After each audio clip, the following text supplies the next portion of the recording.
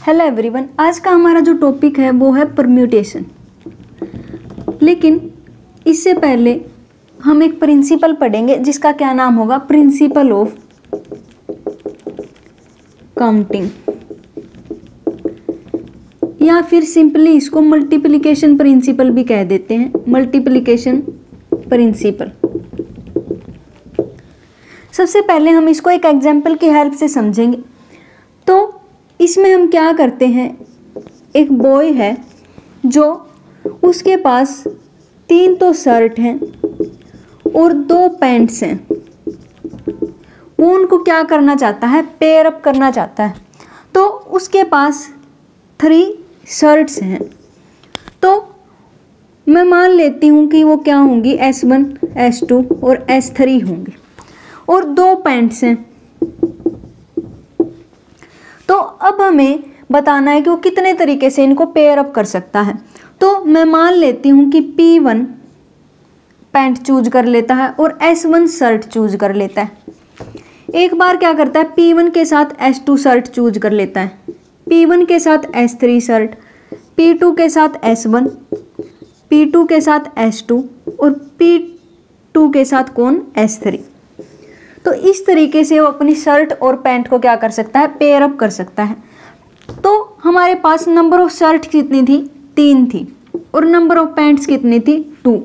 और कितने तरीके से वो इनको पेयर अप कर सकता है, 1 2 3 4 5 6, 3 × 2 6 वेज से वो क्या कर सकता है, शर्ट और पैंट को पेयर अप कर सकता है। इसी को हम कहते हैं फंडामेंटल प्रिंसिपल ऑफ काउंटिंग, या फिर मल्टीप्लिकेशन प्रिंसिपल भी कह सकते हैं।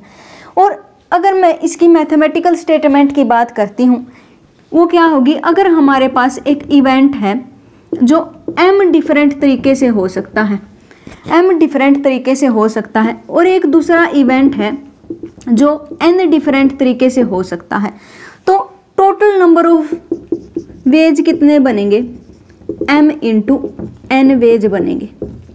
तो इसी को हम कहते हैं फंडामेंटल प्रिंसिपल ऑफ काउंटिंग, या फिर मल्टीप्लिकेशन प्रिंसिपल भी कह सकते हैं। और यहाँ पर जैसे कि हमारे पास, मैं शर्ट को तो इवेंट A मान लेती हूँ, और वो कितने तरीके से होता है, 3 तरीके से हो सकता है। मतलब 3 शर्ट है हमारे पास, इसलिए 3 शर्ट में से मैं कोई भी चूज कर सकती हूँ। मतलब m डिफरेंट वेज हैं हमारे पास, 3 डिफरेंट वेज हैं। और 2 पैंट्स को मैं क्या मान लेती हूँ, इवेंट B मान लेती हूँ। मतलब उसको चूज करना क्या बन जाएगा, इवेंट B बन जाएगा, पैंट्स को चूज करना। तो यहाँ पर n डिफरेंट वेज थे, तो टोटल वेज कितने बनेंगे, m × n, मतलब 3 × 2 6 वेज बन जाएंगे। यही है प्रिंसिपल ऑफ काउंटिंग और मल्टीप्लिकेशन प्रिंसिपल। परम्यूटेशन को पढ़ने से पहले हम क्या करेंगे, एक एग्जाम्पल समझेंगे जो किससे रिलेटेड होगा, प्रिंसिपल ऑफ काउंटिंग से रिलेटेड होगा, जो क्या कहता है कि हमारे पास एक वर्ड है रोज। तो इस वर्ड में जितने भी लेटर हैं, 4 लेटर्स हैं, वो कहता है कि इन 4 लेटर से कितने वर्ड बनाए जा सकते हैं, 4 लेटर से कितने वर्ड बनाए जा सकते हैं जिनका मीनिंग भी हो, और बिना मीनिंग वाले भी कितने वर्ड बनाए जा सकते हैं। तो मैं वर्ड बनाने के लिए क्या करूँगी, इसके लिए क्या चॉइसेस हैं, 4 चॉइसेस हैं, ROSE। अब ऐसा हो सकता है कि यहाँ पर O आ गया हो, या फिर S आ गया हो, E आ गया हो, या फिर R आ गया हो। तो इस बॉक्स के लिए कितनी चॉइसेस बच जाती हैं, 3 चॉइसेस बच जाती हैं। इस बॉक्स के लिए 2 चॉइसेस बच जाती हैं, और इसके लिए 1 चॉइस बच जाती है। तो total number of the choices कितनी होंगी, 4 × 3 × 2 × 1। ये हमारे पास क्या है, फंडामेंटल प्रिंसिपल ऑफ काउंटिंग है। अब परम्यूटेशन में क्या होता है, जैसे कि हमारे पास एक वर्ड ये है, मैं इस वर्ड के कितने लेटर हैं, टोटल 6 लेटर्स हैं, 6 लेटर्स हैं। मैं क्या करना चाहती हूँ, बस मैं एक तो N U R ये 3 वर्ड चूज कर लेती हूँ, और इनसे क्या बनाना चाहती हूँ, एक नया वर्ड बनाना चाहती हूँ 3 लेटर से। इसमें हम क्या कर सकते हैं, जो हमारे पास टोटल वर्ड दिए गए हैं उनमें से हम कुछ को सेलेक्ट करते हैं और अरेंज करते हैं परम्यूटेशन में।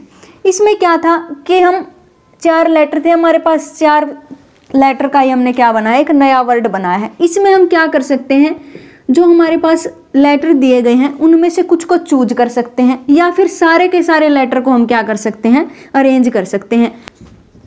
इसमें डेफिनेट ऑर्डर होना जरूरी है। और अरेंजमेंट करते हैं हम, क्या करते हैं, हमारे पास कोई भी n ऑब्जेक्ट दी जाती हैं, उसमें से हम r ऑब्जेक्ट को चूज करते हैं और फिर क्या करते हैं, अरेंज करते हैं। ये होता है हमारे पास परम्यूटेशन। और ये जो r होता है 0 से तो बड़ा होता है और इस n के इक्वल टू भी हो सकता है या फिर उससे कम भी हो सकता है। मतलब सारी की सारी ऑब्जेक्ट भी मैं चूज कर सकती हूँ या फिर r ऑब्जेक्ट चूज कर सकती हूँ। और जैसे कि हमारे पास n ऑब्जेक्ट थी, टोटल मैंने क्या किया है, r ऑब्जेक्ट को चूज कर लिया, टोटल r ऑब्जेक्ट को चूज कर लिया है और मैं r ऑब्जेक्ट को ही क्या करना चाहती हूँ, अरेंज करना चाहती हूँ। तो इस तरीके से ये चलता रहेगा। इसके लिए कितनी चॉइसेस होंगी, n चॉइस होंगी। इसके लिए कितनी चॉइस होंगी, n-1 होंगी। इसके लिए कितनी चॉइस होंगी, n-2 होंगी। और इसी तरीके से इसके लिए कितनी चॉइस होंगी, n-r-1। इतनी चॉइसेस होंगी क्योंकि ये कितने हैं, r थे हमारे पास, तो इसलिए इसके लिए कितनी चॉइसेस बन जाएंगी, इतनी चॉइसेस बन जाएंगी। तो और फंडामेंटल प्रिंसिपल ऑफ काउंटिंग क्या कहता है कि टोटल बेज कितने बनेंगे, n into n-1, n-2 and so on n-r+1, ऐसा कुछ बन जाएगा। अब मैं हर बार ऐसा नहीं लिख सकती। जब भी मेरे पास क्या दिया गया कि n ऑब्जेक्ट दी गई हैं, उनमें से r को चूज करना है और उनसे क्या बनाना है, एक नया वर्ड बनाना है या फिर अरेंज करने को भी कह सकता है। तो इतना बड़ा एक्सप्रेशन लिखना मुश्किल है, इसलिए इसके लिए एक वर्ड यूज करते हैं हम NPR। तो इसका मतलब जब हमारे पास n ऑब्जेक्ट होती हैं और उनमें से हम r को चूज करते हैं और मैं number of ways find out करना चाहती हूँ कि कितने तरीके से उनको अरेंज किया जा सकता है, तो NPR तरीके से अरेंज किया जा सकता है जब सारी की सारी ऑब्जेक्ट एक दूसरे से कैसी होंगी, डिफरेंट होंगी, एक दूसरे से कैसी होंगी, डिफरेंट होंगी। यहाँ पर इसका क्या मतलब है, इस P का मतलब है n परम्यूटेशन R, और इसका फॉर्मूला क्या बनता है, n factorial upon n-r factorial. ये होता है हमारे पास इसका फॉर्मूला। अब n फैक्टोरियल क्या होता है, जैसे कि 5 फैक्टोरियल का मतलब क्या है, मैं क्या करती हूँ 5 × 4 × 3 × 2 × 1, ये होता है हमारे पास इसका फॉर्मूला। अब 6 फैक्टोरियल फाइंड आउट करना चाहती हूँ तो क्या बनेगा, 6 × 5 × 4 × 3 × 2 × 1, इस तरीके का। और 7 फैक्टोरियल फाइंड आउट करना चाहती हूँ तो 7 × 6 × 5 × 4, इस तरीके से करती जाऊंगी। ये होता है हमारे पास किसी भी नंबर का फैक्टोरियल।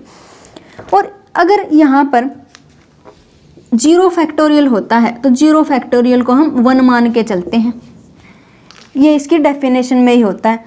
तो इसका मतलब जब हमारे पास n ऑब्जेक्ट दी जाती हैं, हम उनमें से r को चूज करते हैं और उनको अरेंज करना चाहते हैं और सारी की सारी ऑब्जेक्ट कैसी हैं, डिफरेंट हैं, तो उसके परम्यूटेशन को फाइंड आउट करने का क्या फॉर्मूला है, NPR, जहाँ पर NPR क्या होगा, इसके इक्वल होगा।